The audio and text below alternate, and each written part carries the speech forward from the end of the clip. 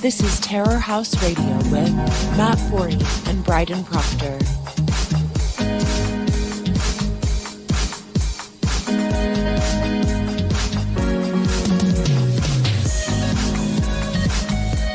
Yeah, welcome to Terror House Radio, episode number 12. Matt Forney, your charming and loquacious host and the founder and editor-in-chief of Terror House Press. Joining me is my co-host and producer, the perfectly healthy, his veins have been cleansed by the power of alcohol, Bryden Proctor. How are you doing, Bryden? I'm okay. I mean, I don't know. I just kind of want to go to sleep, you know? Like, that's what I was thinking is I'm going to try something different. I'm going to hibernate. Like, I'm just going to fucking try to just lay in bed for 2 months and just see what happens. I mean, well, I think I know what happens. Your muscles atrophy after a while, you know? But well, you don't have any musculature, so, like, you don't have to worry about that. I mean, it doesn't, you know, like your arms melt and shit. So you'll look like the Pillsbury Doughboy after you be left out in the sun. I don't think that's what happens to the Pillsbury Doughboy if you leave him out in the sun. That's not what happens if you leave dough in the sun. He would melt. He wouldn't melt. He'd, like, become a fucking dough person, a cookie person. Is he? He's not a cookie, though, is he? He's just, like, bread dough, right? He's like dough, but, yeah. like...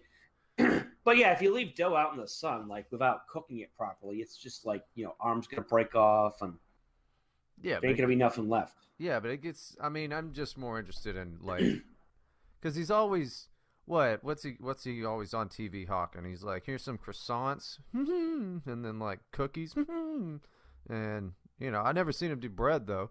But he's all white, so I don't think that. I think he's just like bread dough. Well, one issue of hibernation is that, like, animals that hibernate typically do it in the fall, so you'll be setting a new mammal record. I'm doing it in the fall of humanity. So. But yeah, everyone's on lockdown now. It's I got to watch military Humvees driving down my street today. That was super exciting. Yeah, that does sound pretty cool, actually. I mean, you got to see. I hope they get tanks. Because, like, you know, I like tanks. They're already rolling tanks through the streets of San Diego. That's fucking cool, dude. I did not know that. I mean, I have to ask the question why they need tanks. Because, like, do they think that curfew breakers are going to come out with rocket launchers? Yeah, it does seem a little bit like overkill. But, I mean, I what I think is really funny is how everybody is just going, like, a little while ago, you remember the shitlibs were like, Donald Trump is a fascist, and he's, you know, this and that and the other. And now it's government, please lock us indoors. And it's, you know, I don't know. People were happy to see tanks would be funny as hell. What a weird switch in the matter of like a week. Now everybody, you know, just is cool with the complete and total lockdown. I think the term primed for authoritarianism is appropriate here. Not to sound like a liberfag, but that's pretty accurate. You know, people are begging the government to come save them. And to be fair, we do need those $2,000 checks. We do need quarantine to protect us from this virus. But the way people are like so eager about it is a little unnerving, and I mean that sincerely. Oh, I think it's fucking typical. Like, it's totally fucking typical that people would be this goddamn eager. Because they assume, okay, I'm going to die from some invisible thing in the air, so, you know, I need the government to just get rid of it somehow. Man, the funniest part is, though, you've got, like, those, you know, okay, we got to do something about this. And then you've still got people fighting racism, you know, and now it's the Chinese turn to be the victims of racism. It's pretty funny. Yeah, definitely. On this program, we're going to be talking to Brian Eckert. Brian is an author. He is the author of Terror House's next book, Into the Vortex, which will be out on Friday. It's a book about a man who writes for GQ and in the process of going to Arizona for a New Age retreat, ends up becoming the king of the neets, the occult leader. There's some real David Koresh shit going on here. It's gonna be a real it's a really good book, and I'm really happy to have Brian on to talk about it. Yeah. That's all you guys say? Yeah, I was just being your hype man. Okay. I was just pulling this up here. One reviewer described Into the Vortex as, quote, the sickest shit I've ever read. This man should be arrested. That sounds like a bit of a reaction, I think, I'm sure. Terror House Press, we're daring the police to shut us down now. Well, I don't back that up. No. Well, we're maintaining quarantine. We're talking about the morality of police. Yeah. Okay. I mean, I don't think that there's not. Well, no. I'm pretty sure the Brits do have like police morality division. Well, we're not in Britain, so fuck them. Yeah, but they do. I mean, we'll probably get that eventually. Yeah, possibly. That'd be good. We should get fashion police though. I'm fine with taxpayer dollars going to fashion police. That'd be good.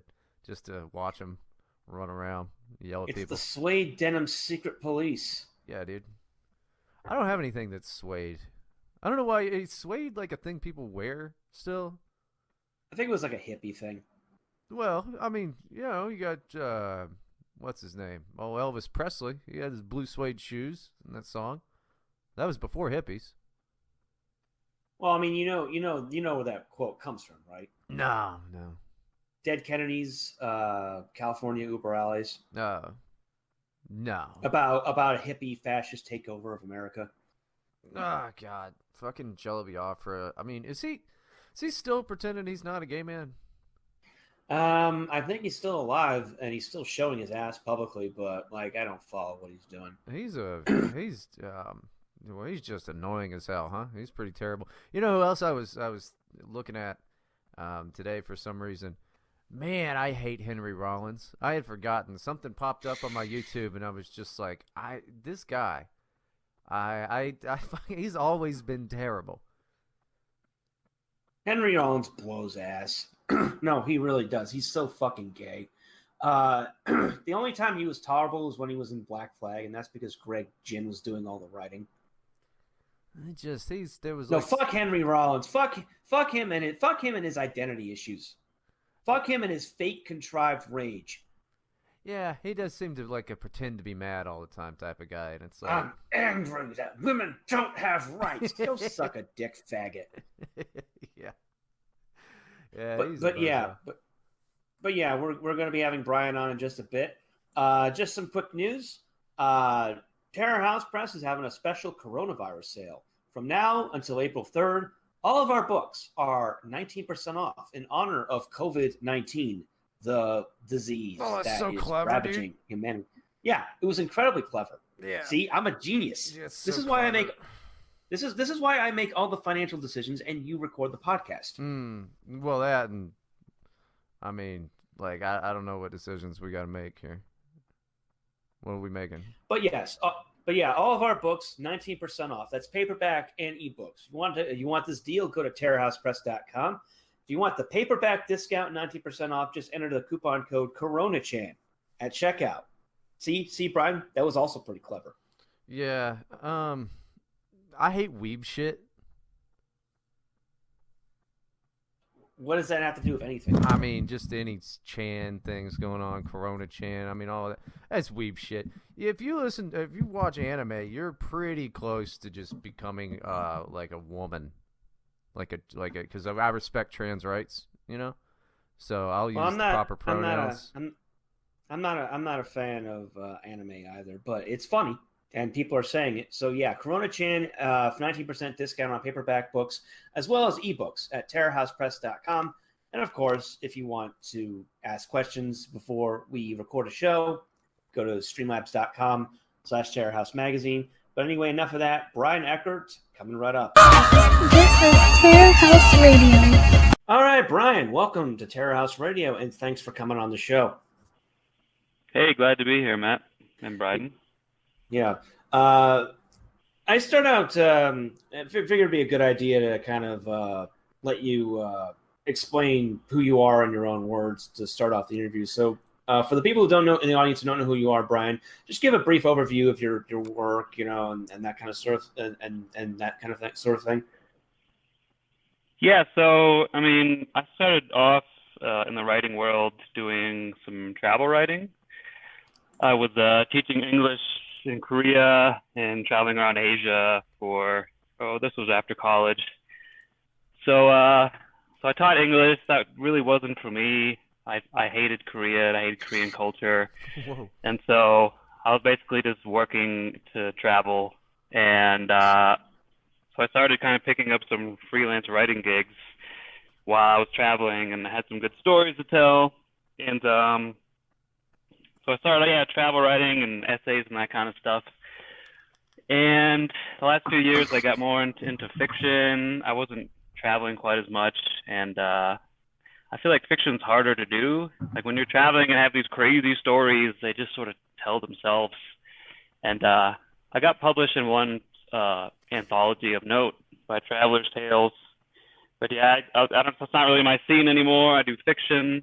I think I was the first publication on Terror House, my Standing Arrow You Straight, were the very first, yes. which is about a guy who was contemplating cutting his balls off, and I believe I have 4 stories total up on the site. And so the book was written really. I mean, it's not a long book to start with, but it came out very quickly. I had been taking a trip to Sedona, which sort of the genesis of the book takes place in Sedona. And then I had a period in my life where some things changed and I had some time to write, and then I just blasted the rest of it out. And sort of a funny story is that the main character, Zane Moxley, is based on somebody that I knew while I was living in China. He was a journalist, and he was a cad. He was I knew quite a few journalists when I was in China, and introduced to me, by this guy Moxley. If you knew a bunch of Chinese journalists, is that what helped you learn to write fiction? Oh, that's a good one. All right, folks, that's it for me.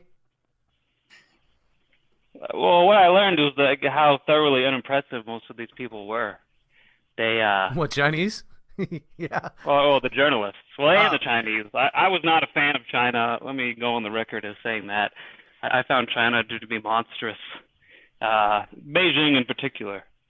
I remember I had a bunch of expat friends over there, and they were working these jobs, and I just remember being like, "What the fuck are you people doing here? This place sucks ass." It's just polluted, and it just really felt like this, something out of Kafka. And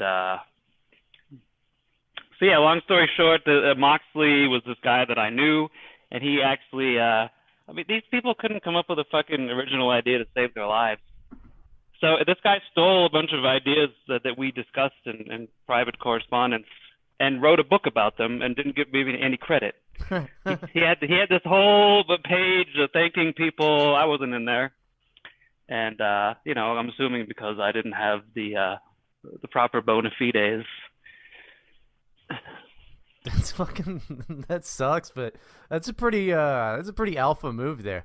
Just to just fucking thief the whole thing and then not give you any credit at all.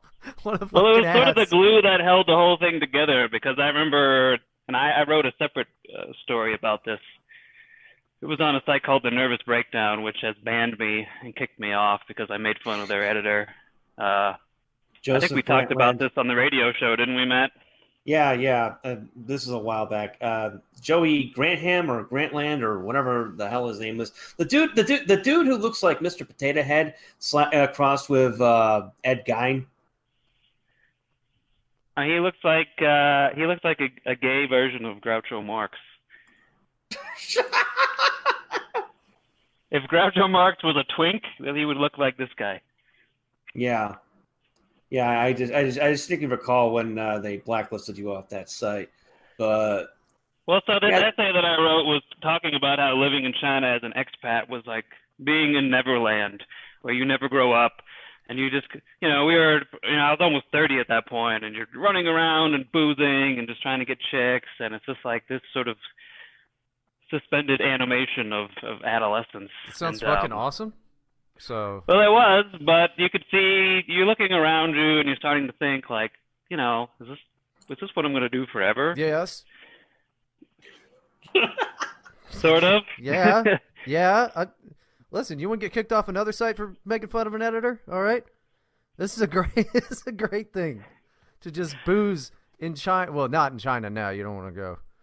Well, they've got a whole different set of circumstances there now. But everything else you were saying about the boozing, that sounds good. And being in your 30s and never growing up. We used to have pollution parties. We would you couldn't get an accurate reading of the pollution from the Chinese government, so you'd have to go to the website for the U.S. Embassy. And like if it got above 400 ppm, like all right, we're having a pollution party. It was staying, because the shit was nasty. I mean, people that weren't had pre-existing sort of respiratory things, like that the city was literally killing them. And so some things never change, huh? Well, and they have all these liquors there, like these bootleg liquors that like you get a bottle of Jack Daniels, but they've actually just like poured in some some cheap shit and added food coloring. And I mean, China was, wasn't the biggest fan of China. And I think the world is starting to feel this way. Yeah. You were an early innovator, Brian. Brian. I mean, in the field of China hatred. Before we move on, just to pivot back to the book. So anyway, this Moxley guy, I sort of, the book is a bit of a troll on him and a troll on journalists and left-wing intellectuals and New Ageism. And I don't know how you would describe it. It's kind of hard to describe your own work sometimes. Yeah, I mean, before we pivot to talking back about the book, I wanted to ask you one more question. You said you also lived in Korea and you didn't like it there. What didn't you like about Korea? Because like there seems to be like a lot of I don't know. I follow a lot of Twitter accounts and people are either standing Japan or they're standing Korea. I don't really have an opinion on the whole thing. What didn't you like about Korea? It's extremely conformist. And everyone looks the same, everyone talks the same, everyone thinks the same, everyone acts the same. And I think if you're a Westerner with any iota of individuality, it was so stifling because like you're not talking to people, you're talking like you would suggest, let's say you're working and you have an idea for let's teach the lesson this way. And you would go to your manager and say that, and they would look at you just with this look on their face, like, but kind of like they were squinting. No, like that's not possible because this is how we do it. You're like, no, but we could do it this way, like, and it would dawn on you that concept doesn't exist to them, that we do it a different way, that we fucking think, like so that mentality over time just really, really wore me down. And so basically it's, I mean, I've only been to Japan twice and I've been to Singapore once, but yeah, at least in Japan, that conformist mentality is very present. I've got a quick story. Years ago, I was passing through Tokyo airport on a layover. And when I was going through security, I realized I had forgotten, I somehow lost my reboarding pass. Which meant I wouldn't be able to get on the plane to continue my flight. And when I got to security, I tried explaining this to them, and they just like it was like they had to call through an entire committee just to figure out what to do with me. And after like 15 minutes of deliberation, they decided to let me through anyway because they realized the only way for me to get a new reboarding pass would be to either go through or to go to the front desk, which required me to go through immigration. And they were very polite throughout the whole thing, but like it was amusing to just kind of watch that conformist attitude in action. And if you've read the book Black Passenger, Yellow Cabs by Stefan Bryan, it's a memoir about a Jamaican guy who taught English in Japan for a decade. He encountered so many situations like this. He describes one example, going to KFC and asking for an extra napkin, and they had to call in the manager, and after like a half hour of deliberation, they're like, okay, sure, you can have the napkin, because they are just so conformist. Well, the other thing is that Koreans, if you know anything about their history, they're extremely xenophobic. And I mean, talk about racists. I mean, I think it's true of all these Asian countries. They don't like each other, and they basically have a darkness scale. And the lower you fall on it, the more subhuman you are to them. But I mean, they treat their migrant labor like absolute shit. They don't really like Westerners. There's sort of a begrudging admiration for them. They like our shit, but they don't like us. And I got fucked over by a recruiter there. I did this something like a camp, like a 3-week, 4-week camp for the children of people who worked for, I think it was Hyundai or Samsung or one of these conglomerates. And like the guy was late to pay me, and I had to leave the country. I was gonna go do some traveling, and so I sort of wrote on a board like, "Hey, like, does anyone else have problems with this recruiter? Like, let's get the word out about this guy. He's kind of a scumbag." And he found out about this, and then he refused to pay me, and you know, so I guess I had some personal beef as well with the Koreans. Well, yeah. I mean, to be fair, I mean, I've lived in a bunch of countries in the past 3 years, and eventually, even if you like it initially, eventually it just like grates on you. Like the thing that was grating on me about Georgia was just how people there have no idea how to form a line. Like you go to the grocery store and they just bunch up. They cut you at will. You know, there's utter confusion. That sort of thing just adds up after a while.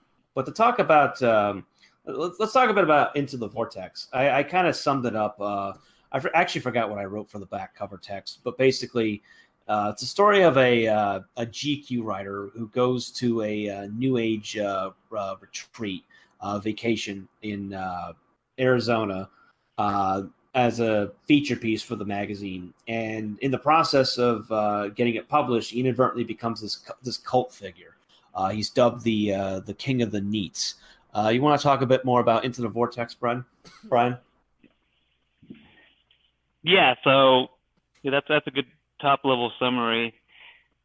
The thing about the character is that he sort of resists this transformation.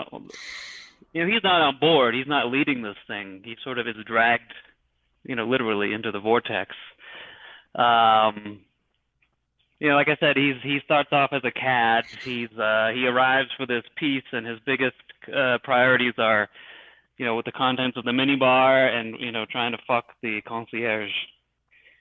And but yeah, he has this experience that puts him at the center of this whirlwind, and things sort of go beyond his control, and he's again sort of unwittingly the center of this movement of neats who see him as their avatar. And then I guess he has sort of a I don't know if you want to call him an arch rival. It's more like his you know, main admirer. There's this sort of libtard who thinks that, you know, he sort of promotes this guy as something he may or may not be, right? McFarlane. And we basically have 3 characters in this book that you know, I didn't necessarily consciously write it this way, but there's sort of 3 aspects of one meta personality.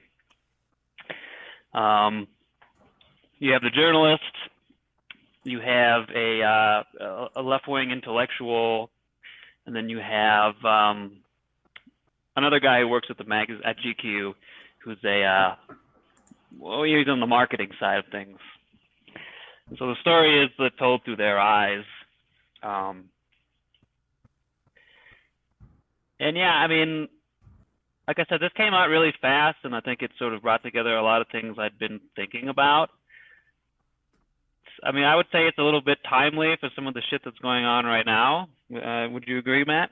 Oh, definitely. I mean, the book mainly I mean, one of the themes I got from reading it was it's mainly about the crisis of identity and a lack of religion in the U.S.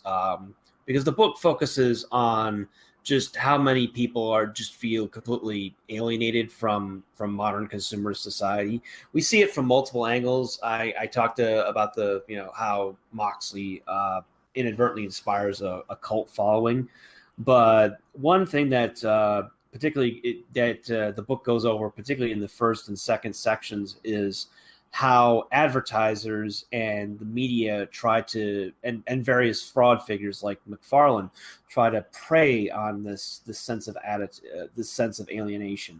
GQ in the book is, there's discussion of how the advertisers use this to try and market to specific demographics. How they're trying to leverage the New Age movement into something they can use to sell Patagonia jackets and whatnot. And on the other side, you have McFarlane, who is trying to form his own spiritual movement, Transfalgarianism, which basically, like, he's got a minor following, but like when he actually puts into practice, nobody's really interested in what he wants to do.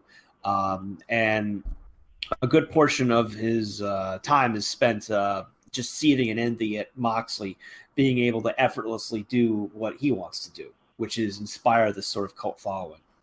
Right, and he's not even trying to do it. So you have on the one hand McFarlane. McFarlane's trying so hard and he wants it so bad, and he can't. He's not up to the challenge. And yet Moxley just sort of waltzes in. These things happen to him, and he kind of becomes what McFarlane wants to be, but he's not conscious of trying to do this. One interesting stylistic choice I wanted to ask you about is the book is separated into 3 books and an epilogue.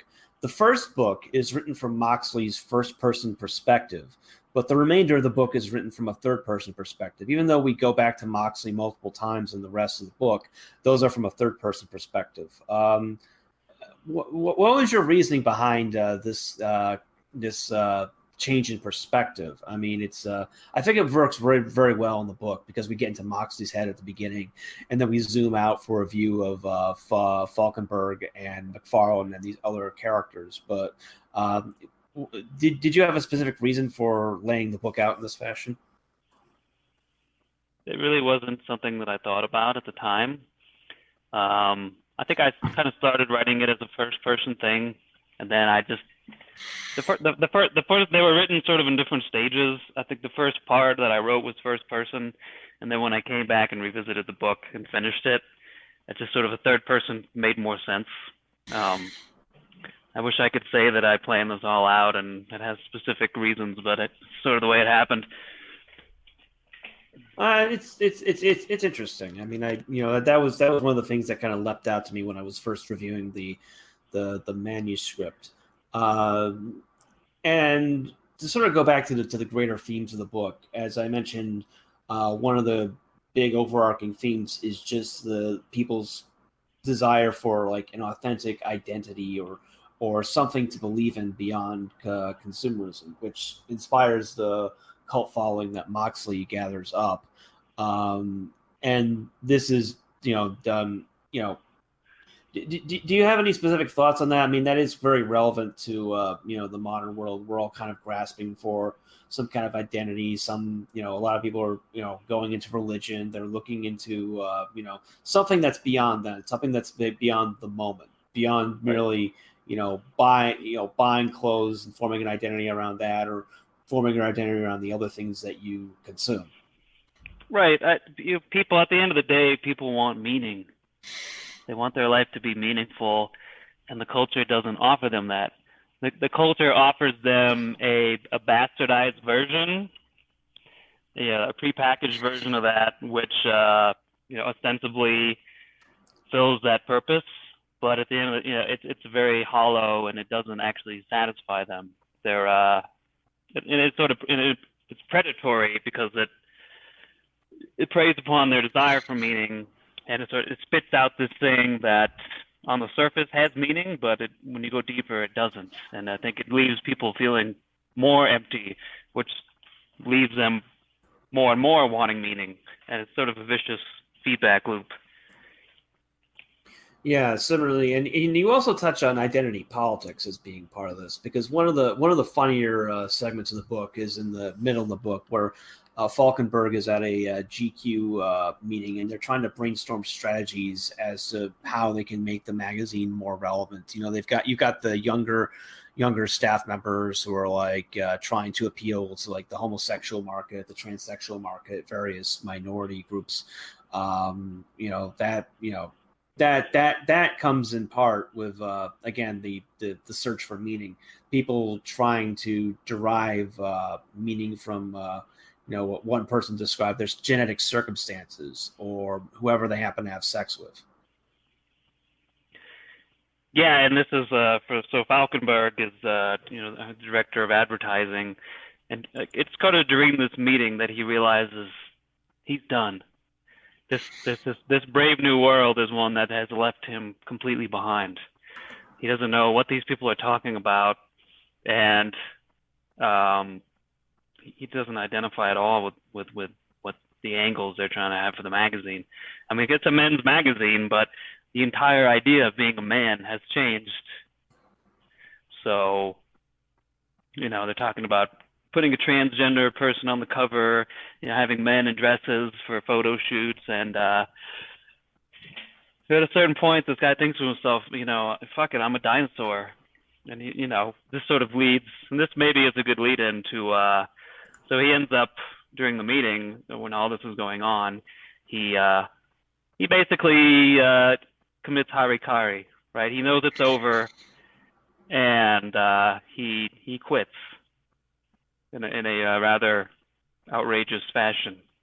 How long until they finally admit they're like GQ magazine? Haha! It stood for genderqueer all along. They got you. They got your asses.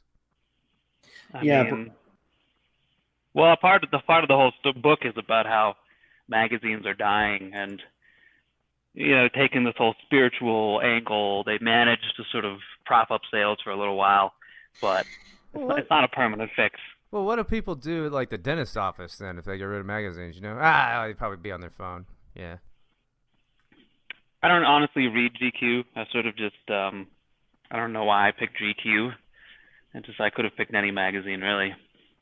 I mean, I think it's kind of symbolic because it's a magazine that was targeted at men and what men thought cool, and you kind of go through the degradation of that whole enterprise as it's trying to maintain relevance in the modern era. Yeah, and it's moving to a digital model, and again, like it's not just. I have a friend who works in the printing business. I think he actually might do the actual printing of GQ and these other magazines, but they're moving to a multi-platform. So it's not just about the magazine. Like the magazine is, for all intents and purposes, the magazine is used to sell things. So the magazine is just a vehicle for advertisers, and so they're selling experience, right? I think we are moving into the experience economy, where the idea being that products are a bit hollow, but experiences can still offer you more. But the experiences are commoditized as well, and they don't really offer you, and you find yourself just doing the same exact thing as. I mean, this is something I learned, traveling when you're sort of young and idealistic, and you're going to go travel, and you're going to expand your horizons and see all these things, and you're going to grow. And then you realize you look around, and there's this, 20 other fucking people with the same copy of the same guidebook looking at the same thing, and you're like, wait a minute. Well, yeah. How many big-ass statues can a country have, It's only got so many. I mean, you often arrive at these great attractions, and you're extremely let down. There I am in the Taj Mahal with a million other motherfuckers. Yeah, that's kind of how I felt when I was in Greece a couple of weeks ago, and I went to go see the Acropolis, which it's probably better than like at any other time of the year because this was before all the real serious lockdowns went into place, but all the Chinese group tours had been canceled, so there were probably far fewer tourists there than or there would be ordinarily. But then you climb up to the Acropolis. You're on the huge hills surrounding Athens, and it's gorgeous. And it's beautiful, and there's like 10 million other people there just taking pictures and selfies and stuff. Kind of ruining the solemnity of it all. And Athens itself. I mean, I walked to the Acropolis from where I was staying, and the actual walk is very depressing because the city is just completely covered in graffiti. It's smelly. It looks kind of like New York in a lot of ways. It smells like New York, definitely, with the trash just everywhere. No one wants to take it out. It's absolutely gorgeous, and you even find graffiti like on and around the Acropolis itself, like not in the actual building because that's like cordoned off and patrolled by the military. But like I'm walking up the hills and there's like, oh, here's an Antifa tag. Oh, here's tourists get out. It's very I'm glad I got to see it, but all these people doing the exact same thing kind of just ruins the experience. It makes you feel extremely not special. Okay, I got a question for you, Brian. Well, it's a two-parter. One, man, are you oppressed? Are you depressed? And two, have you considered drinking? Am I depressed? Yeah. Like actively or permanently? Maybe. Well, nothing's permanent. You're gonna die eventually. I've never met a dead person that was sad about it. They always look real peaceful, I would say I'm a bit of a melancholy, but I do drink. Okay. Now, have you tried pretty much substances? Because you're saying, oh, it's not, it makes you feel not special, this and that and the other. See, if you do a bunch of substances or get really drunk and stuff, you're gonna feel happy that you're friends with everybody, right? So I'm no stranger to chemical persuasion. There you go. Now that I think about it, like a couple of tabs of acid would have made that Acropolis trip really fucking cool. Not that I'm advocating drug use. I obey all relevant laws in all countries I reside in. Just saying that hypothetically, if it were legal, 2 tabs of acid on the top of the Acropolis would be the best experience ever. I like how you said I obey all relevant laws, and I'm just trying to picture like getting pulled over for speeding, and you're like, sorry, officer, I just don't find that law to be relevant. It's just that doesn't seem relevant to me today.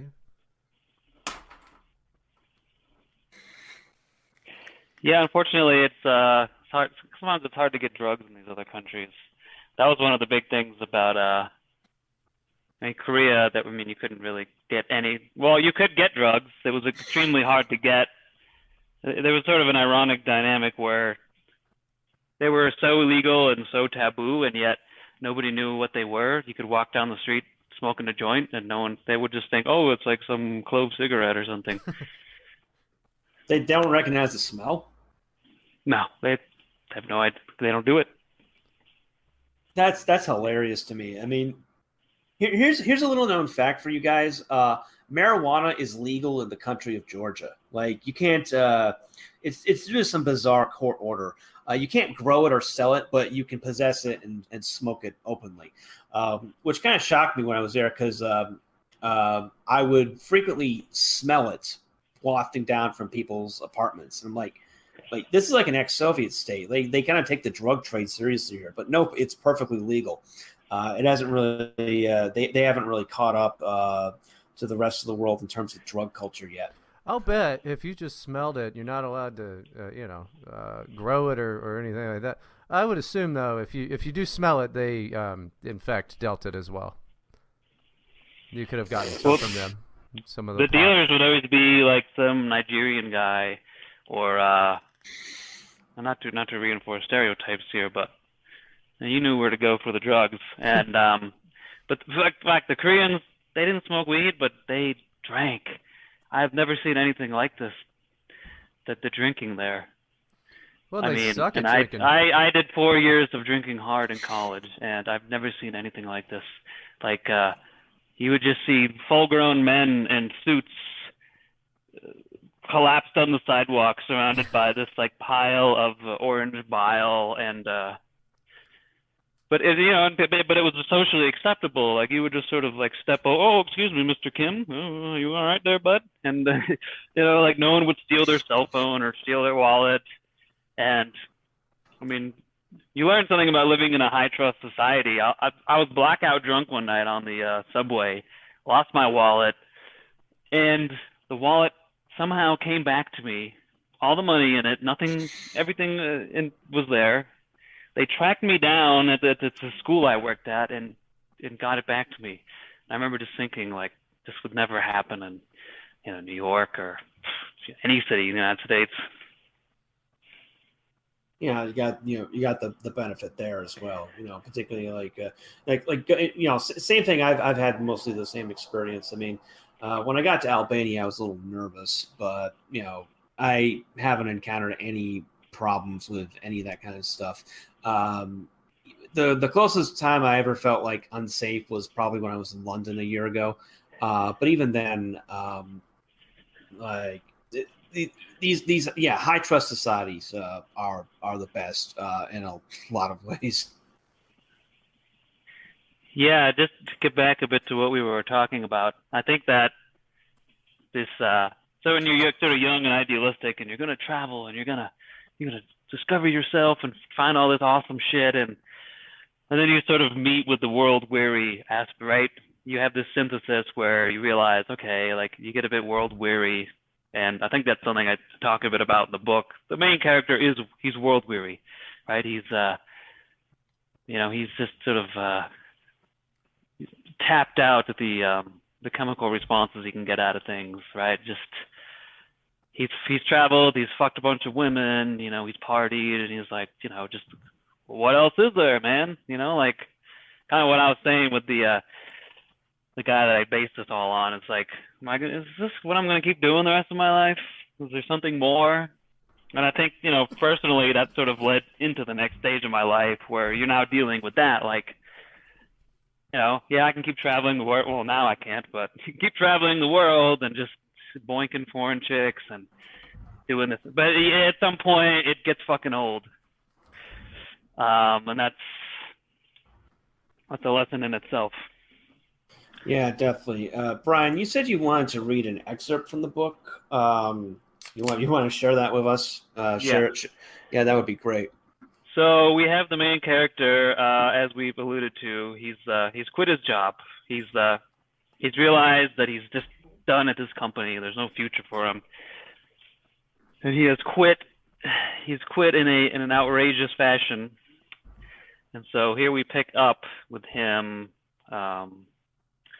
after that. So here we go. Since quitting his job in a fiery outburst 2 weeks earlier, Falkenberg had maintained the routine of rising early and taking the train to and from the city in accordance with working hours, so as not to rouse any suspicion from his wife that he was unemployed. He was not ready to tell her that he walked out on his $200,000 a year job. He wasn't sure how long he could keep up this subterfuge. His wife knew so little about his life and their finances that this could perhaps continue indefinitely. As long as she could drive her Lexus SUV and shop at Nordstrom, she cared nothing about what he did between the hours of 8 a.m. and 6 p.m. Falkenberg never knew the city the way he did now. As a working man, the city was a strictly utilitarian space to him. But unemployed, with nothing to do for 8 hours each day except observe, he could say for certain that the city had no unifying purpose. It may have once, many years ago, but it lapsed into abstraction and would continue in its complications until collapsing under its own weight. There was nobody in the city that Falkenberg cared to look up. He had no friends, he realized. There'd been no time for them when he was working, and at his age, one did not acquire new friends. In a city of 10 million people, he was utterly alone. At long last, the city was his to explore. He could ride the rails all day, getting off wherever he wanted, doing and seeing whatever he wanted. But whether due to inertia or indifference, he continued to follow the route he'd taken for the last 10 years of work, deviating only to walk the dozen or so blocks to the park, where he sat on a bench and waited out the day, content to do nothing. It terrified him how empty his mind was. His working years seemed like a miracle in retrospect. The way he'd kept up the energy day in and day out for all that time. If he had stopped once, he probably wouldn't have been able to get going again.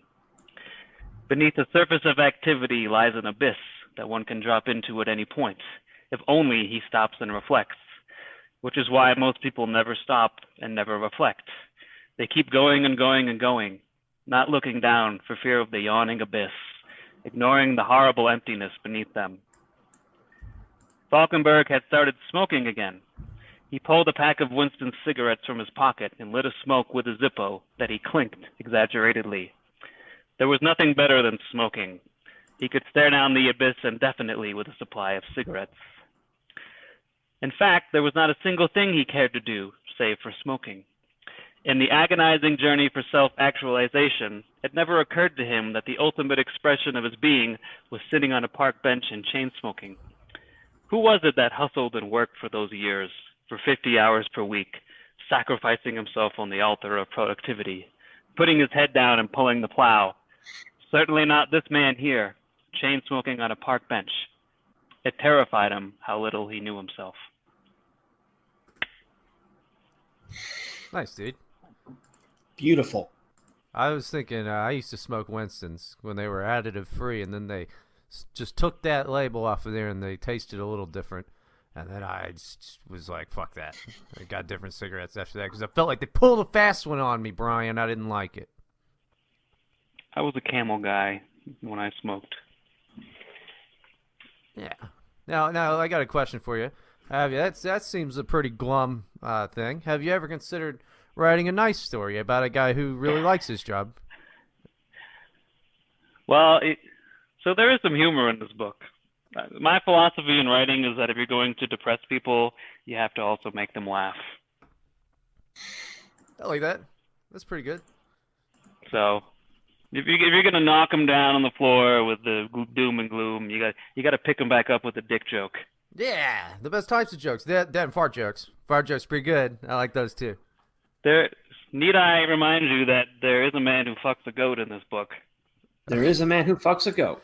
Oh, dude, you got Arab representation in there? That's fucking crazy. Good. I mean, this is really. I mean, I've covered all my bases demographically. Well, Fair representation for all. Yeah, dude. Hell yeah. Well, Yeah. I think this comes up in the book about what is it? Like you have to have diversity in advertising, or else you will get sued. What is it? I forget the term right now, but a disparate impact.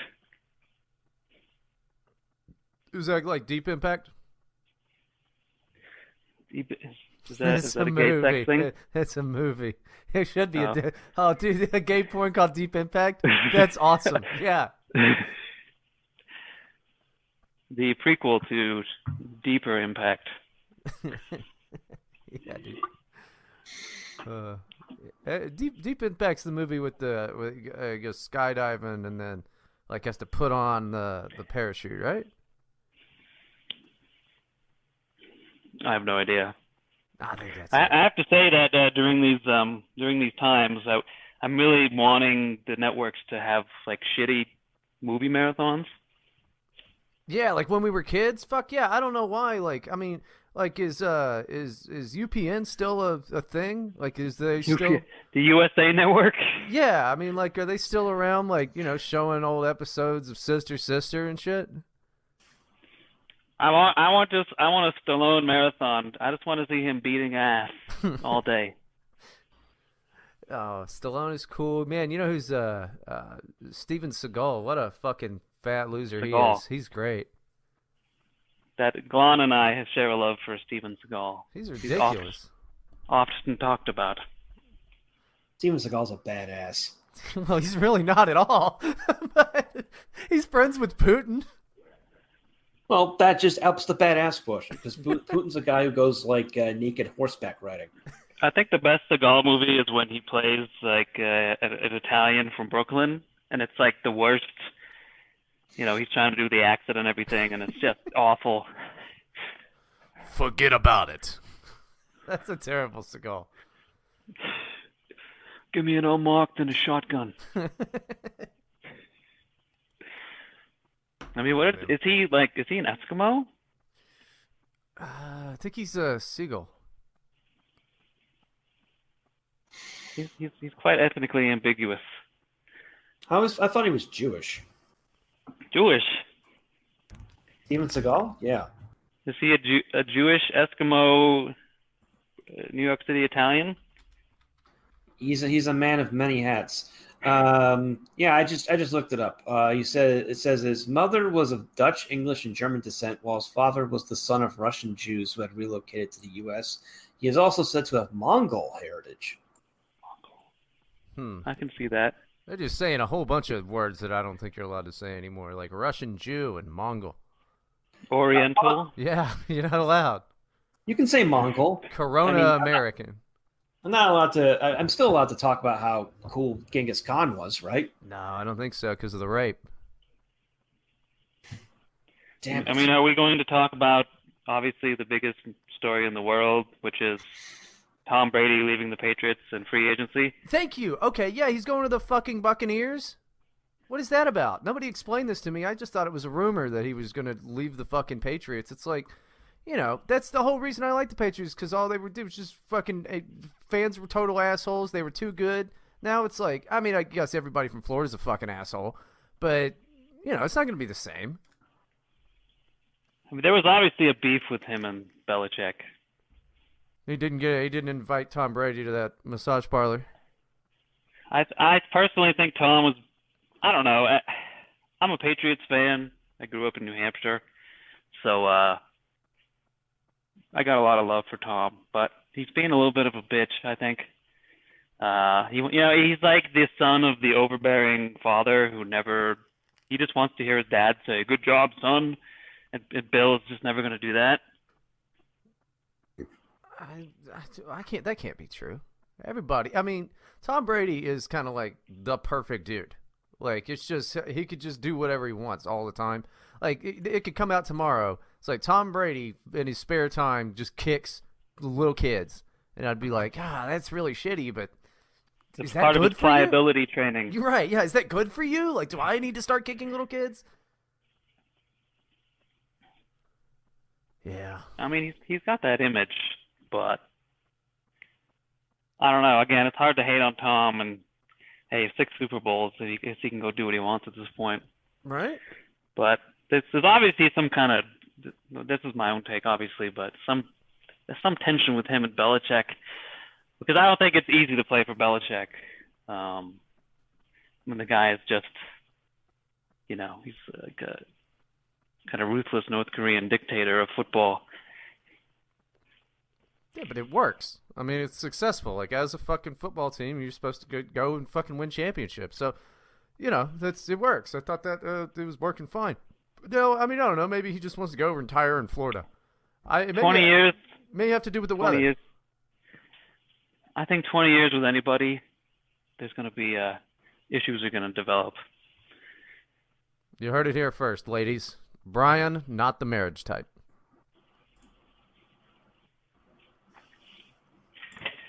I don't know, guys. You're saying a bunch of names and words I don't recognize. I don't know who Tom Brady is. I don't know. Oh, That's come not on. true. You're lying. You need to stop lying. Wait. Is he the guy? Is he the football player who's married to that hot Brazilian model? Yes. Oh, now I That's recognize him. That's like saying you don't know who George Washington is. I don't watch football. Yeah, Tom Brady invented football, and he cut down a cherry tree. I'm guessing he also never told a lie. Well, there was a whole thing with the ball deflating. I mean, listen, he lies all the time. That's what's a good thing about him. He lies. I mean, sometimes that's the best liars is like those people with the, oh, golly gee shucks demeanor. Right. Like, they just sort of smile in your face and then just do whatever they want. And that was me. That's how I was as a kid.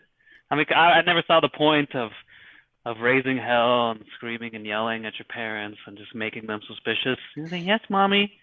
And then you just go out and do whatever you want. Cut down cherry trees, man. That shit never happened. Where did that even come from? Like, he didn't cut down. It doesn't make any sense. I think it was invented by Washington Irving or whoever. Oh, like it's a guy who made peanut butter, right?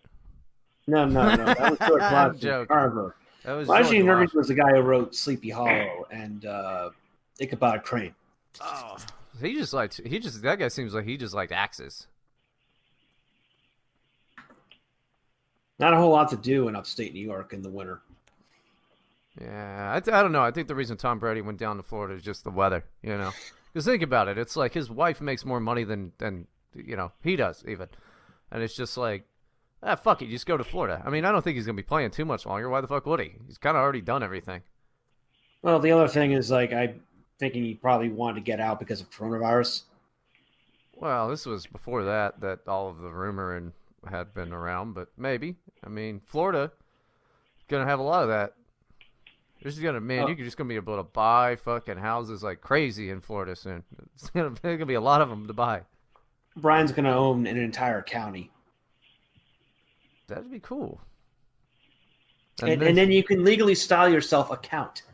Yeah, and then I'll figure out the whole district thing going on, and then I'll just I'll let Laura Loomer go to Congress, just for whatever my little district is. That way I don't have to do anything, but I can pull the strings. I'll be the puppeteer. Do you live in Florida? No, I'm considering moving there, though. I'm probably going to be moving there before the end of the year. I'm in Ohio now. This place sucks ass. Yeah, I'm in Utah right now, which typically I'm on the move almost constantly, but that has sort of been put on pause. What? Why? Well, nothing's open that I want to do right now. So I'm a big skier. All the resorts are shut down. Yeah, that was wild. A buddy of mine goes skiing all the time, and he's like, "Just what the fuck am I supposed to do now?" With like, that's been his whole like. He retired a few years ago, like 3-4 years ago, I think at the most. But he's just been skiing and then going into the desert and then going back up skiing, doing the whole thing. And now he just has to sit around, which sucks because it's like you think, okay, I'm gonna retire, and then, well, there you go. Yeah, I can't go to the gym. I can't go skiing. I can go backcountry skiing, but the avalanche danger is kind of high right now, so that's all I need. Yeah, what if somebody sneezes? Yeah, I was going to ask Brian if there were. I mean, I'm guessing the area you're in is not under total lockdown yet.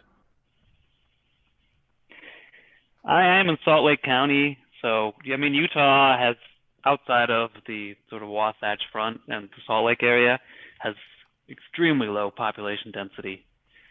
And it is still sort of a red state, so I feel pretty good about being here. So yeah, they shut down gyms and restaurants and movie theaters and stuff in the city, but I'm feeling pretty good about being around Mormons right now, because whatever you want about their belief system, but they're decent people. I think they're also required by their church to have like a certain amount of food on hand. Yes. So that is sort of having a trickle-down effect on panic buying and stuff. And they're rather pleasant folks and rather altruistic to begin with. So that's been my experience of them. I don't know. I mean, I think I'd think maybe about their compromised immune systems, because there's got to be. I've always thought like the Mormon Church is like doing their own eugenics program, so there's got to be some kind of inbreeding going on there. I would like to reveal a conspiracy I've developed about the Mormons. Go right ahead, if I may. So that basically Mormonism is Freemasonry, and I'm convinced that there's high level, the equivalent of 33rd degree Mormonism that all the underlings know nothing about. And because when you look at the temple, it's extremely Masonic, and the gowns and stuff they have to wear to go into the temple. And was it Joseph Smith had ties to the Masons, and I really think there's this high level of the religion that no one even knows exists, and who knows, could be satanic, or could be about impregnating blondes or whatever. I had never seen one of their temples, but half these things look like motherfucking Disney Castle. Well, there's the temple. There's the temple, which is here in Salt Lake, which is the Mecca for the religion. And then they have their lesser temples, which are spread around. There's a lot of Mormons in Idaho as well, and there's pockets of them outside of Utah. You remember? Yeah, back I mean, they're your general Mormon church is just, it looks like a fucking Wendy's with a little steeple. You remember back in middle school when people would say Idaho and they'd say no, Idaho. Idaho, that might be a good safe haven right now, because like really nothing's going on in Idaho because it's so rural that, I mean, good luck getting 10 people together to begin with in Idaho. Well, the thing I'd worry about with the whole Salt Lake thing, I think it's just a city ordinance, but they're like, oh yeah, we don't like drinking, so it's like you got to get fucking, you got to go out of town to get the beer. They have state liquor stores. Oh, okay.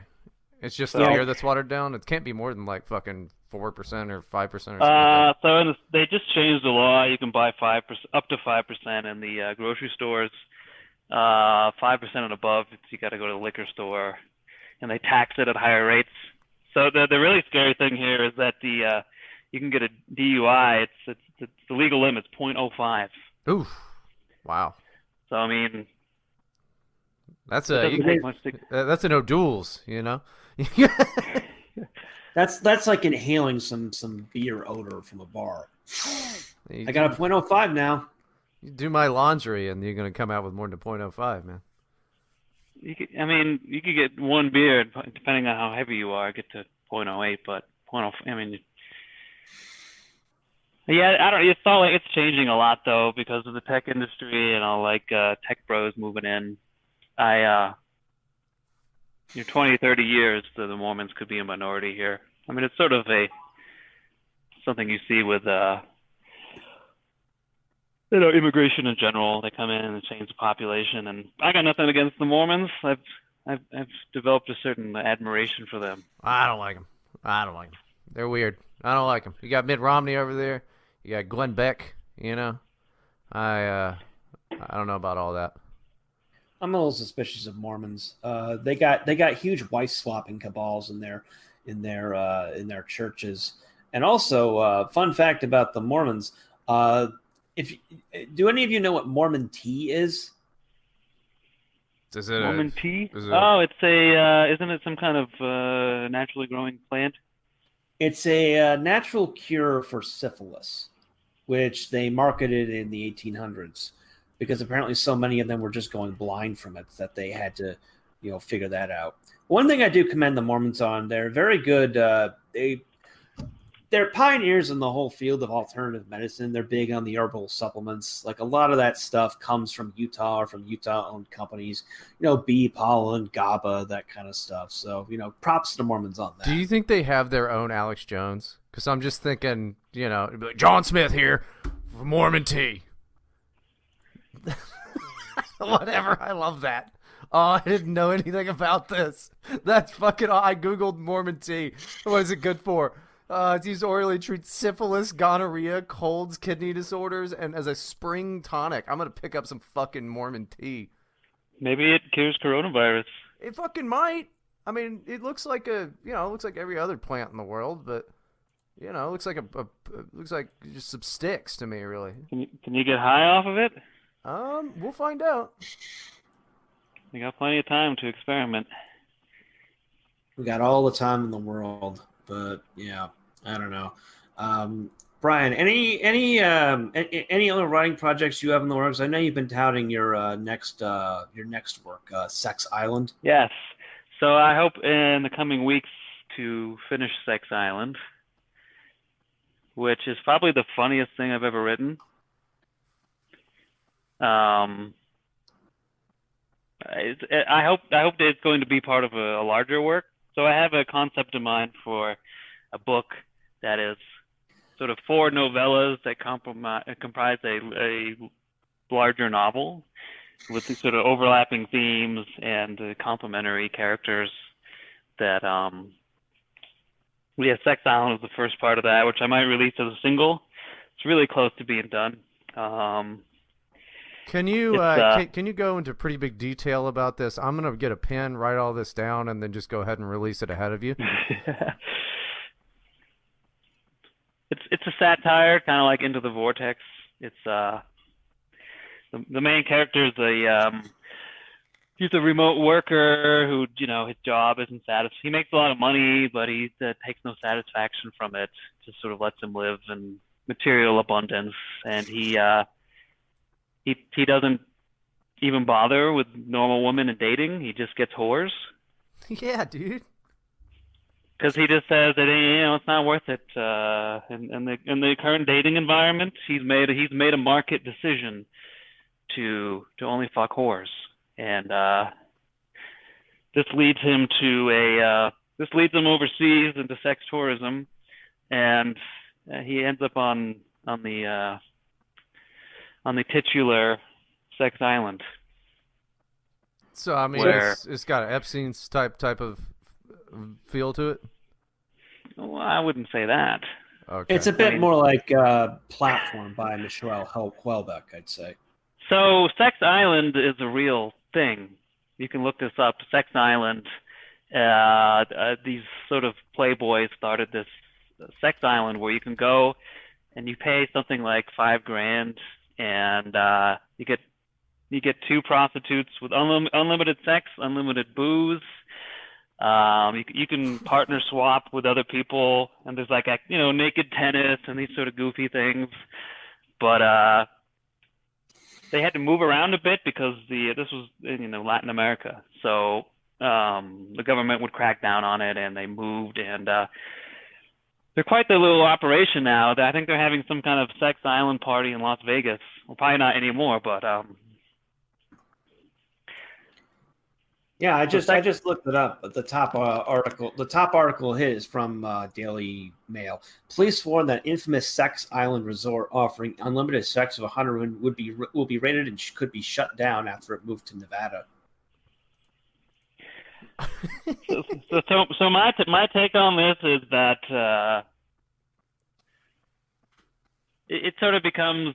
So the novel shifts. It's like I said, I've invented the genre called the pussy mystery. You've heard it here first. Yeah, dude. That's awesome. So think of Nancy Drew with hardcore sex, Oh, I do all the time. right? Like you solve a mystery and then you get a big sloppy blowjob. Oh man, dude, what would a noir blowy look like? You just thinking. She's like, she could stuff a golf ball through a garden hose, but she couldn't make my life suck any less. And just like lights a cigarette, sax music, and he just jizzes in her fucking throat. Sherlock Holmes has got a whole lot sexier. Oh fuck, dude. I got a mystery for you to solve, bitch. Well, no, so I'm exaggerating a bit, but the novel, the story takes some twists and turns once he gets to Sex Island. It delves a bit into esoteric territory, because the basic theme is that pursuing pleasure will lead to your destruction, and it does so in surprising ways. I just don't know why you can't just write a nice story, Brian. Brian, just a nice story What about are you? a nice Are you guy my mother? but just a nice guy who enjoys his job. Everything has to be so negative with you. This is a nice story, Bryden. It's a story about pussy. He just Is wants that your experience of life, Bryden? It's all just nice, and Yeah. well, maybe because you're drunk all the time. Yeah, I mean, I already told you the secret to happiness is just like you get drunk and then you just like Red Bull is pretty good. I like that, and you put vodka in that if you really want to do that, but you can switch them off, and then you just you work your fucking shitty job, and then you just go through a series of those, and then an apple a day. I say the N-word a bunch, so that helps. You're really aiming high. Oh, dude, I'm aiming super high. What's wrong with what's wrong with my goals in life? Look, some of us are just listen. Some of us stare at the abyss, and then when the abyss stares back, we look at it and go, "Oh, let's go get a drink, abyss." And then the abyss and I come, and we make everybody else uncomfortable with shit at the bar. The shit abyss. Yeah, dude. And then you and the abyss go take a nice shit in the sink. Yeah, man. Why not? Dude, doing upper deckers at people's houses after you like talk them into like it'll be fine. Just let me come home to your party. It's cool. I can party. And then you upper decker the toilet. I'm just not. Well, I'm just saying. Just write a nice story about a guy who goes to his job and he likes his job, and then I have several nice stories on terrorhousemag.com/author/Brian Eckert. Go read the most beautiful story he's ever written. It was called "If You Love Something." It's about That's a sex beautiful robots. story. bang robots. Oh, that's awesome too. So here we'll just summarize my contributions. We have Standing Arrow Straight, which is about a man who thinks about cutting off his own balls with a hunting knife. Sure. We have Nagasaki Boy, which is sort of a children's story that features an exploding whale. We have If You Love Something, which is about sex robots and tech workers. And then we actually have an excerpt from Sex Island, which is it's been about a year. Shit. They're called Market Correction. All of them are cool. You should go read them, guys. What else do you got to do? Oh, No, I got you listeners, ideas. You have nothing better to do. Okay, you're all at home. You're all quarantined. You have nothing better to do but read our books and read the website and then read it again and then tell your friends and then buy more books. I have a book coming out called Sex Island, the real Sex Island, and, and it's about robots and a nice guy who likes his job as the janitor at the. It's about a nice guy who just shuts up, does what his wife tells him, and gets drunk and never bothers to stop and think about how fucked up everything is. Yeah. Is that right? Yeah, that guy sounds cool. His name is Gerald. His name is Ryden. Right? Yeah, his name is Ryden Doctor. And he's just a nice guy, Well, like I said, there's my writing style can basically be described as philosophical musings punctuated by dick jokes. I like the dick joke thing. That's a good thing to do. So it's up your alley, Bryden. Yeah, oh, no, I'm sure it is. I just like being an asshole. But yeah. No, I'm deeply dissatisfied with everything in life, even though everything in my life is pretty good. So, I get it. But well, I think that just again to get back to Into the Vortex, that's sort of the central theme is how dissatisfied everyone is, despite this surface level material abundance and this surface level of activity, and below it all, that the foundation is not only weak, it really doesn't exist. And so the moment it stops, we just sort of fall through the abyss, which I think, again, is rather timely. That is partly the crisis we're facing right now. Would you agree? Yeah. I mean, people are freaking out a little bit. What I don't think we were talking about this in the first segment. I want to get your take on the whole Corona deal here. Man, it's weird how everybody's just jumping for the government to do everything for them now. Like, all it took was them to be like, hey, coronavirus, and then now everyone's like, roll the fucking tanks, send everybody inside. And it just seems like everyone's a little too fucking eager. And that just, it's weird. This is how democracy dies, with a... Yeah, we were just one sneeze away from fascism the whole time. My take is, to some extent, I think that everyone is making this crisis fit their pre-existing notions. Sort of, we're not seeing it as it is, we're seeing it as we are, to paraphrase Anais Nin. if you think the experts know what's best and that we should just listen to them, then you're going to be in that camp. If you think that this is Agenda 21 and the lizard pedophile Jews are coming for us, then that's how you're going to see it. If you're a cynical fuck who just doesn't care about society, then you're kind of okay with everything. What if the real virus was our misconceptions about one another all along? Coronavirus is the friends we made along the way. Yeah, dude. I'm sorry, but the virus does not cover pre-existing notions, so you're not going to be covered by that on your PPO. It really is sort of a grand Rorschach test. This whole thing. Yeah. It's for me again. Like I've always thought people were fucking sheep who would are basically slaves and do what they're told. I'm being vindicated to an extent here. I'm getting awfully sick of fucking retards like Scott Adams saying like, "Oh, if you got an IQ of less than 140, shut the fuck up and stay inside. We'll figure it out. The smart people have got it covered." What is the guy who made Dilbert got a fucking IQ of 140 for? Whatever. I don't. Is he? I don't know. I mean, I like the Dilbert cartoon. Like, don't get me wrong. Like the comedy, it was on the Comedy Central or whatever. I saw that. The theme song is good. He seems to think that don't worry because the smartest people in the world can now talk to each other and they're going to figure this thing out. And even if the economy is dead, we can just wave our wand and the necromancer will make it rise again. And it's like, really, dude? That would be cool at the next coronavirus task force meeting.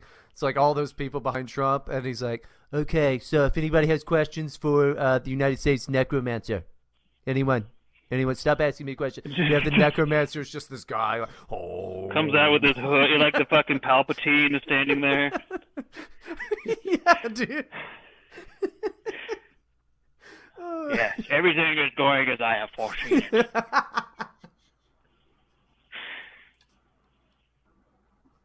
Yeah. I don't know. I mean, I am. Well, and again, you have libtards. Can't wait. It's all Trump's fault. And if the black deity were in charge, like we would already be back to work. And I mean, personally, yeah, I think we're awfully quick to just throw it all away. Just what are we? It's not exactly analogous to 9/11, but people get a little bit scared. Fuck it, take my fucking civil liberties. Do whatever you want. I'll do what I'm told. This worries me. It is an odd one. I've thought it's kind of like 9/11, except like after 9/11, everybody was like, fuck yeah, Toby Keith. Everybody was like, let's put a boot in their ass. And then now everyone's like, no, fuck you, it's your fault. So we're not banding together at all. There's none of that happening. Let's bomb the shit out of this virus. Yeah. I say we should bomb the shit out of the virus. Let's fucking nuke it, bro. Yeah, I don't know where it's at. I know where it started though. So, well, I'm pretty sure China already killed everybody in Wuhan. So, yay, China. Like I'm sort of feeling like if China were to drop a nuclear bomb on us, we'd be arguing that we shouldn't be racist.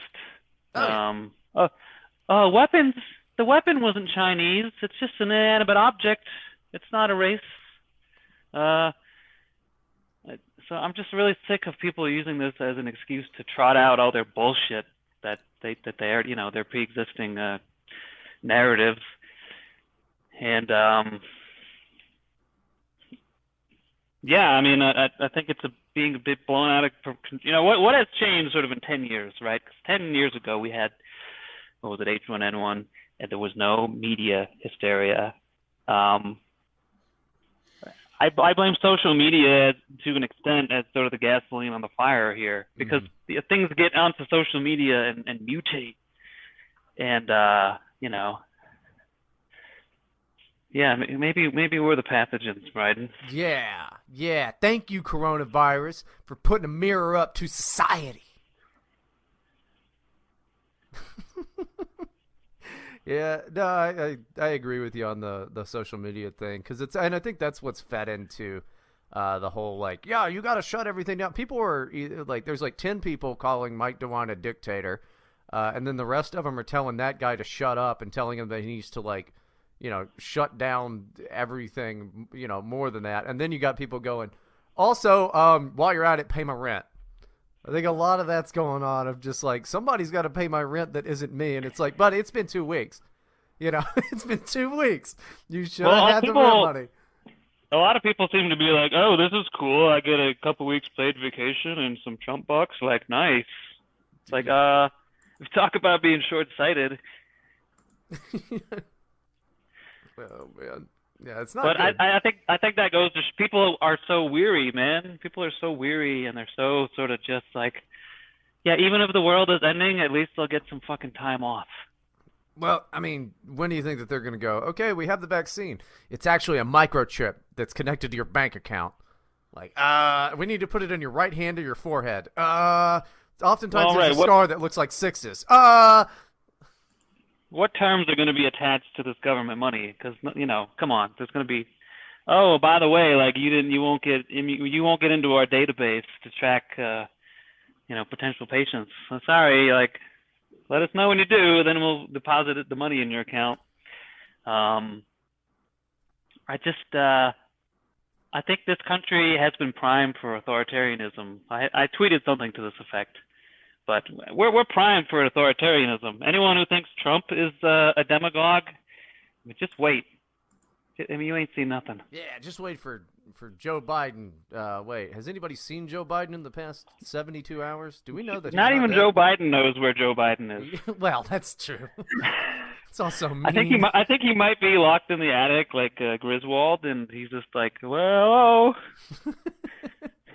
They froze him in ice, like in Demolition Man, so they can call him on in the future when they need him. No, has anybody seen Joe Biden in the past 72 hours, though? I don't think that anybody has. I think he might just be gone. Here's a question. If he got sick, if he got the virus, would they even tell anyone?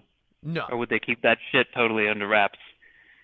Well, he was coughing at that last debate. He did cough. This is a possibility to me, that they would keep that hush-hush and... See, certain people, they can't wait to, if like Trump or Pence got it, they, forget it. They'd be celebrating. But if like Biden got it or like Ruth Bader Ginsburg, I doubt we'd even hear about it. Yeah, well, Ruth Bader Ginsburg's been dead for about a year and a half, but that's just a hologram. It's the head in the jar. Yeah, man, they're gonna mess up and they're gonna accidentally put up that Tupac hologram instead of Ruth Bader Ginsburg one time, and then we'll all know. No, they're gonna stuff her corpse and put it in the Supreme Court, like what the Soviets did with Lenin. Wait, I didn't know anything about that. That's awesome. Yeah, if you want, well, you can't now because Russia closed the border. But if you want, you can go to the Lenin Mausoleum in Moscow and see the perfectly preserved, taxidermically stuffed body of Vladimir Lenin. Dude, that's fucking cool. Yeah, they've had it up there since he died in 1925 as a symbol of the revolution, and they've just kept it there afterwards. He probably wouldn't have liked that. Like a statue will do, The Soviets, they went hard on this kind of stuff. That's cool, man. I mean, are we seeing any silver linings coming out of this whole affair? Yeah, it's like a major fucking buying opportunity right now. I mean, like you buy some Boeing and like Delta and shit, stuff you know is going to get bailed out. I mean, outside of that, international travel is going to get very, very cheap because the dollar's riding high against the euro and pretty much everything else. And because the travel industry has been devastated, prices are going to be cut across the board. Flights will be cheap, buses and trains will be cheap, apartments and hotels will be cheap.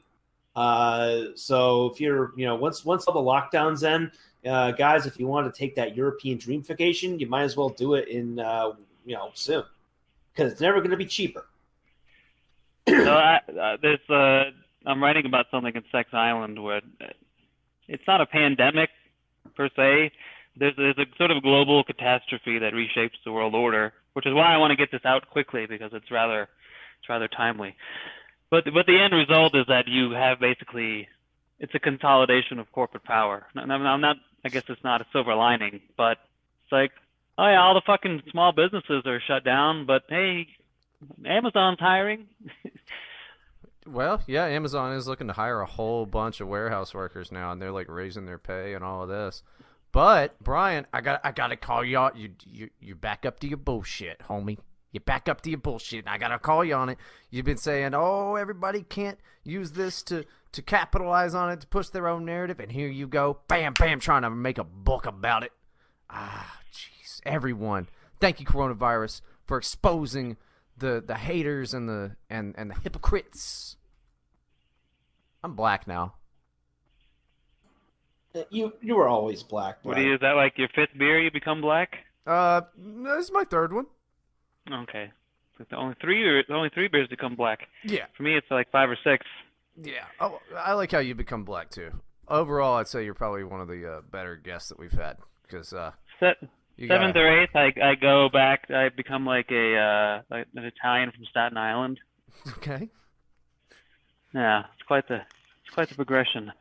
How many till you become Chinese? Because I mean, I figure it's just all places that you've been. There's not enough fucking liquor for me to become Chinese. You know, like just that constant Chinese racism is always there. You just like you learn. Hey, that in China. I've earned this right, bud. I've done my time. I've been calling them Chi-Coms for fucking years. All right, I don't like them. I've been to those markets in China where whatever you believe about the origins of this. I mean, China. It really worried me. Thinking about them taking a more prominent role in the world. Yeah, like as despotic and fucking evil as America is. The Chinese, like, they didn't seem human to me, man. Jesus. They just it's a family show. Yes. I wish there was an abyss staring back at me. As long as you don't say any racial slurs, you're good. I don't know. If I have a few more beers and we keep talking about this Chi-Com talk, I might whip out a couple. Well, because the Chinese it's a very odd dynamic because they're both collectivist and extremely individualist. Like the average Chinese doesn't give a flying fuck about anyone else in the country. So in a sense, like the whole social credit system they need. Otherwise, the Chinese won't do anything what they're told. So it's sort of like you don't need to tell the Koreans and the Japanese to act this way, but you need to tell the Chinese. Because I've never seen such like elbowing, aggressive. Like I've never been elbowed in the nuts so much by old grannies as in China, trying to get on a bus or something. God damn. Elbows in the nuts. Like how? Either you're really tall or they're really short. Well, dude, they're really like stooped. I'm not that tall, but they're all like kind of stooped over. And yeah, that was the weird thing about Korea. Like you would see old people but they would be like comically hunched over. Like they're trying to touch their toes or something, but that's just like they'd be walking around like these weird bent over like fucking skinwalker creatures. Well, their bones, they have the least dense bones. I'll never forget in China, I was in Shanghai. I was walking down this sort of swanky, newly developed shopping mall area, glass skyscrapers and outlet shopping and, city of the future. And there was a mother directing her child to take a fucking shit on the sidewalk. I mean, yeah, it's like a baby bird learning to fly, you know? I thought to myself, here's an image that's worth 1,000 words. Worth 1,000 turds. Oh, take that, China. Sorry, is that enough China bashing for now? No, I fucking don't like those people. People of armor. People of armored persuasion. Let's just call it. Well, again, I didn't like the Koreans, but I thought, like, yeah, you guys are okay. Koreans have the funniest accents though. Like the only thing worse than like the Koreans, they talk like this and they don't like their people from China very much either. But they really do not like black people. Now you get the worst noise in the entire world is a Chinese female exchange student drunk at a bar, and I only got to hear it once. I can't do it, but it's you can imagine. Because there's a very tonal language, so even when they speak English, they just fucking suck at it, and they're like, "I like to go to here," and They are. oh, it's amazing. They're very unpleasant languages to listen to. Korean, everything has to end on a vowel sound, so it sounds like whining. Yeah. Like whoa, hi he, and the Chinese is just. I mean, it's it's. Well, it's all tones. It doesn't make any sense. I mean, it's, you make fun of the Valley Girl accent, how everything goes up at the end. But that, at least I can look at it, and I'm like, okay. But with Chinese, it's like, this is how I talk. Like, it's a fucking ugly language. It's uglier than German. At least German, somebody can shout it, and it's scary. If a Chinese person just talks at you, it's like, you need to calm the fuck down. And then it's like, they were just saying Merry Christmas. That was the one thing I did appreciate about Chinese society is how just ruthlessly pragmatic and results oriented they were. Where like I didn't, so my Chinese was functional very slightly, but like you could get things done. You could walk up to a guy and mime shit. You could just like wave your arms like, oh, like follow me, come with me, and like wave $1, and he'd be like, okay, and like they didn't get. And you'd get him to your apartment and show him, like, this thing is broken, like, okay, and then he'd fix it. It was like, wow, like, we didn't exchange, like, any nominal language here, and yet it's been done. It's amazing. But we haven't talked about the Japanese, though, who are fucking, that's the best of the Asian languages, dude. Because it's like, all the women are just like, I'm or like the guys, I fucking love that. I've tried to understand why Westerners, particularly Western men, tend to fetishize Japanese culture. Sideways pussies, dude. Yeah, but they're like, a lot of people seem to think they have this fascination with Japan. And I don't know why it is exactly. It's fucking anime, dude, because people are fucking nerds. Anime's not good. Anime sucks dick. But it's like, they make a lot of fucking silly shit. They got that, like, one little white robot. He's, like, 3 feet tall, and he's like, Ohayou gozaimasu. And I'm like, oh, it's fucking adorable as shit. Look at him. Go make him clean my room. I feel like anime is just a gateway to pedophilia. Thank you. Okay, we've come full circle. I was talking about this in the thing. Right. That or trans, or becoming a fucking lady. All these fucking dudes, they do that, and then they're like, oh, I'm a cute anime girl. And then they cut their dicks off. You're sucking a horse dildo on a live stream. Yeah. It's very trad. I mean, and all of them are like fucking reactionaries or commies. None of them are just like they're like, oh great, look at this great neoliberal world I live in where I can like culturally appropriate anime, even though I rail against it for dreadlocks or whatever. And then I'm gonna cut off my wiener and wear dresses, maids dresses, and cat eaters.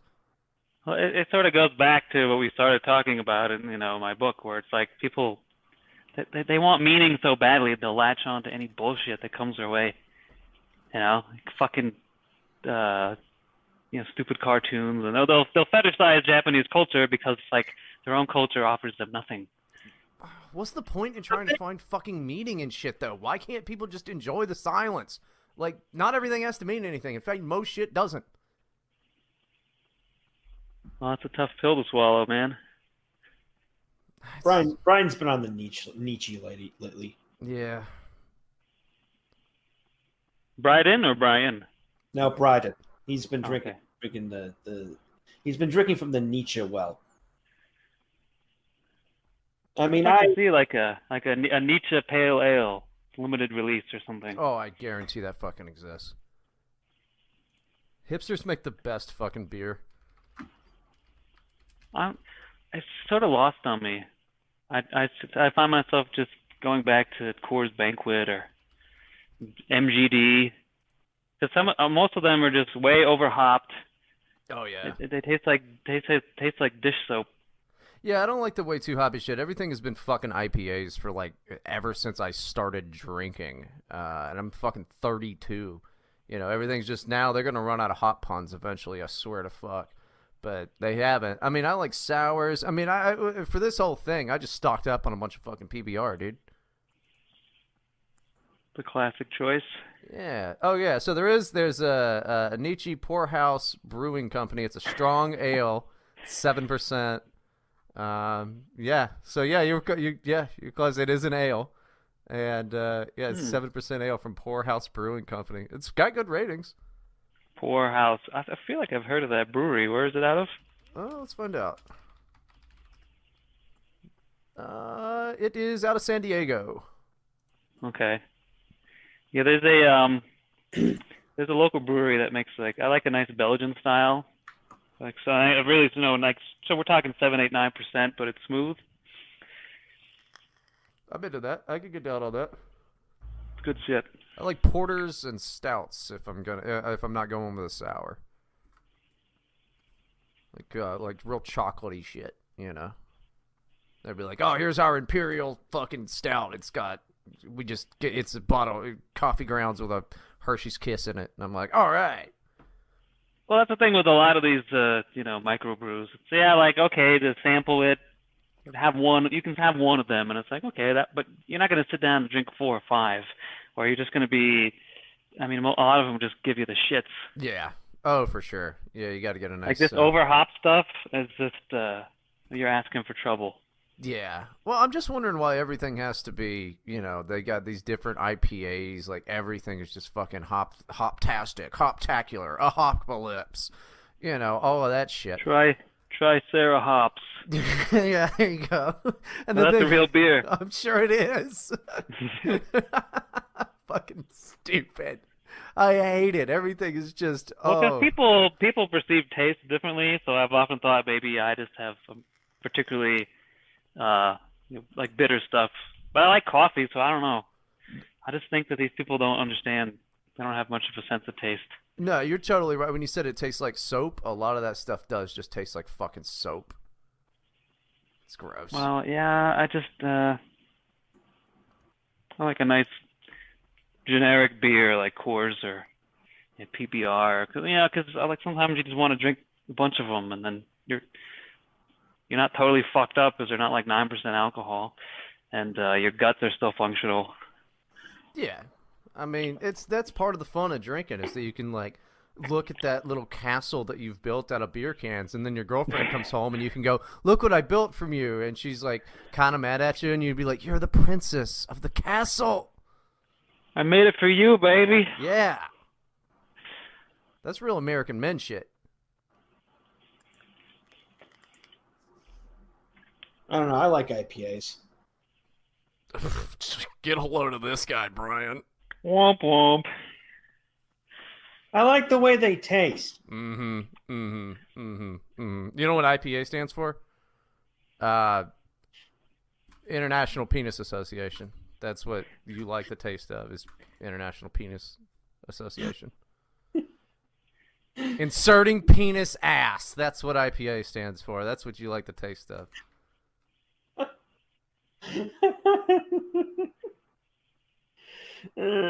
Though realistically, I just drink whatever's available now. I mean, I'm all out of beer because I ran out earlier in the week and we're under a weekend lockdown. But I drank some of the local. It was like there was something called Elbasan, which was like I think a lager. That was okay. He was a lager. Elbasan. Was that his name? And he's a lager. No, what's the name of the beer? Because you like the okay. See, here's a nice story for you, Bryden. Just about a guy who meets a logger and they fall in love. And yeah. That'd be good. That'd be good. I don't know. I was trying to make a Brokeback Mountain reference, but I can't think of one. Not surprising. You're usually quick on your toes. I know. Not today. Well, it's because I didn't drink. I didn't drink for the past day.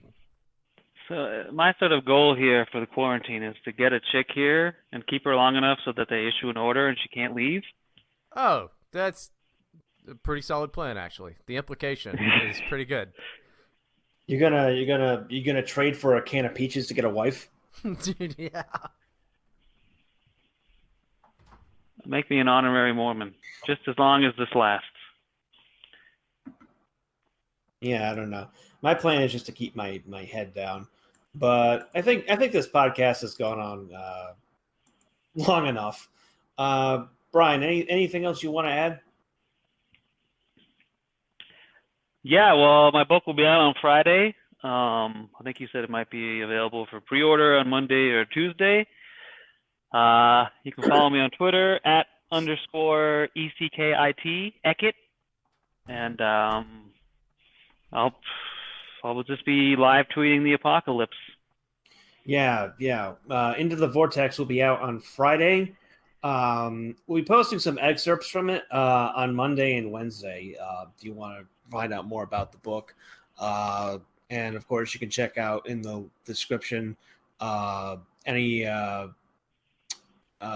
We'll link to Brian's other work on Terror House and his website and Twitter and stuff, so you can go check that out. Bryden, is there anything you want to plug?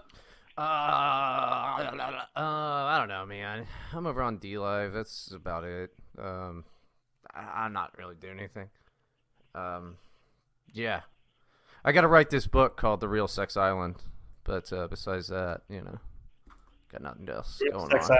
Out 2026. The Real Sex Island, better than the one by the other guy, that's the one that goes below the title. Better than the what was that called? Not a byline. Subtitle. There you go. Better than the other one by that other guy. Yeah, definitely go. Definitely go check out Brian on DLive. There'll be a link to that. And I also like to remind you that we've got the special coronavirus sale going on at Terror House. Everything is 19% off. And that is still very clever, and I will still pat myself on the back. It's not fucking clever, dude. Yes, it is. 19%.